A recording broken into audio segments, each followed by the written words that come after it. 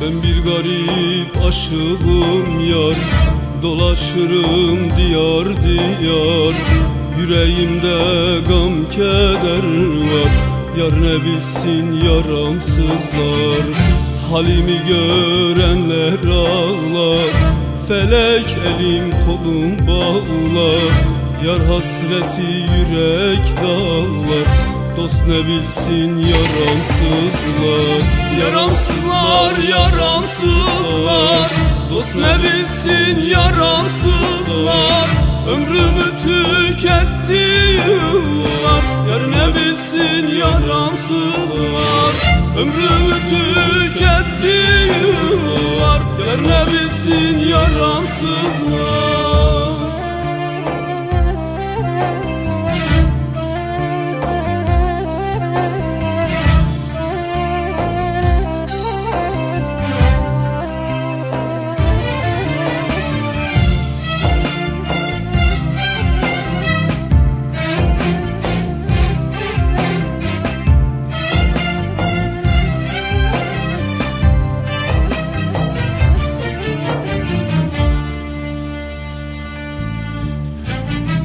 Derdim yüce dağlar kadar, yar derdi de bir o kadar. Aşk ataşı yürek yakar, dost ne bilsin yaramsızlar. Düşmüşüm dermansız derde, derdimin dermanı nerede? Hal takat kalmadı bende, dost ne bilsin yaramsızlar.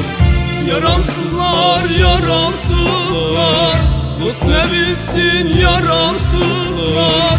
Ömrümü tüketti yıllar, yar ne bilsin yaramsızlar. Ömrümü tüketti yıllar, yar ne bilsin yaramsızlar.